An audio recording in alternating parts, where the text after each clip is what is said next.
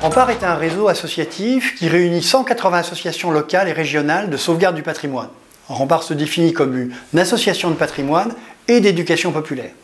Depuis plus de 50 ans, nous avons pour ambition de faire du patrimoine l'affaire de tous et toutes. Comment l'Union Rempart définit-elle l'éducation populaire? Pour nous, à Rempart, l'éducation populaire, c'est ce mouvement qui réunit des individus de tous âges, de tous milieux, pour interagir ensemble, mutualiser des connaissances et des compétences tout au long de la vie, dans une visée de transformation sociale. Dans l'un de nos textes d'orientation générale, nous affirmons un projet Rempart, c'est surtout un idéal qui se concrétise dès lors que les individus s'unissent et agissent ensemble autour d'un projet sur le patrimoine pour une société plus juste, plus fraternelle et plus solidaire.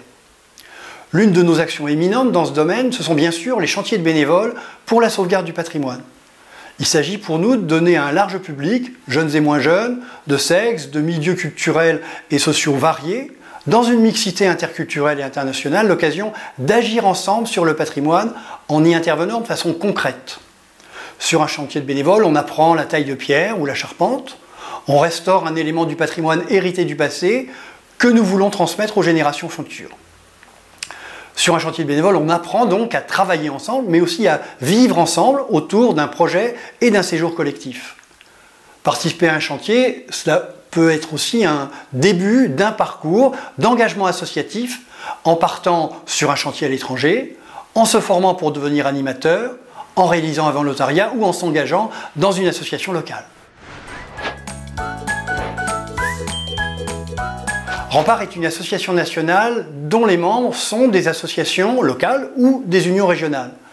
Nous organisons chaque année un congrès de 3 jours à la Pentecôte. Il est l'occasion pour les représentants des 180 associations membres de se réunir en assemblée générale, d'y débattre des orientations qu'elles veulent donner à la tête de réseau, d'adopter différents rapports et d'élire le tiers sortant du conseil d'administration.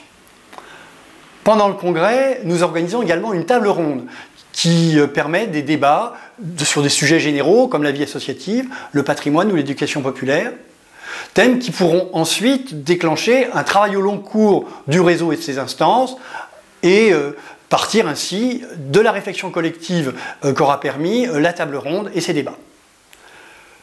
Le CA, qui est élu par l'Assemblée générale, est composé de 15 membres, 15 personnes, issues de nos associations locales et régionales. Il se réunit 5 ou 6 fois par an. Il s'est doté lui-même de commissions pour suivre et réfléchir des sujets précis.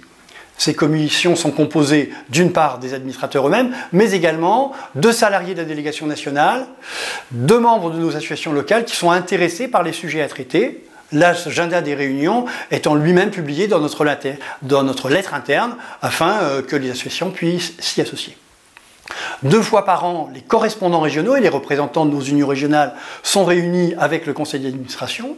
C'est l'occasion d'associer ce niveau régional dans la mise en œuvre des orientations prises par l'Assemblée générale et d'alimenter également la réflexion pour notre prochain congrès par exemple. Nous organisons également 1 à 2 fois par an un séminaire de réflexion ouvert aux associations locales.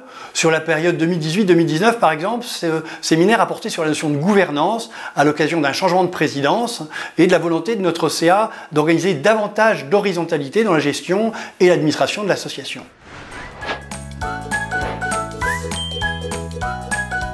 Rempart entretient de longue date des relations étroites avec les administrations centrales chargées de la jeunesse, du patrimoine et de la culture. À la DGEPVA, comme à la Direction générale des patrimoines, Rempart est reconnu comme une association d'éducation populaire, et cela dans la durée. Nous avons ainsi pu signer avec chacune de ces directions ministérielles une convention pluriannuelle d'une durée de 3 ans pour la DGEPVA et de 4 ans avec la Direction générale des patrimoines.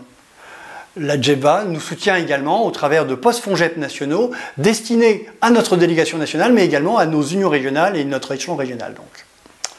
Pour notre part, nous nous réjouissons que ni la DGEPVA ni la Direction générale des patrimoines ne soient sur un registre de la commande, mais bien sur une dynamique de partenariat. Elles reconnaissent l'action de Rempart et n'imposent pas d'action ou de projet proprement dit. C'est ainsi que nous concevons le lien entre pouvoir public et éducation populaire.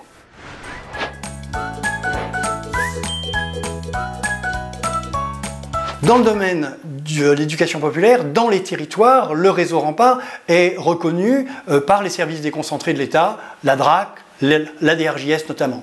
Et à cet égard, nous avons quelques craintes avec la création des nouvelles DRAGES rattachées au service du rectorat. Nous espérons que l'éducation populaire pourra véritablement garder sa place, ne sera pas noyée et marginalisée au sein du grand service de l'éducation nationale qu'est le rectorat. Dans beaucoup de régions, Nouvelle-Aquitaine, Hauts-de-France, Occitanie, PACA, les services de l'État, DRJS, DRAC, DREAL, les collectivités, régions, départements et nos associations organisatrices de chantier se réunissent en concertation régionale. Ces réunions de concertation, qui ont lieu 2 fois par an, permettent aux associations de développer leur action avec le soutien des pouvoirs publics. Cela nous paraît être une dynamique qui devrait être généralisée dans toutes les régions.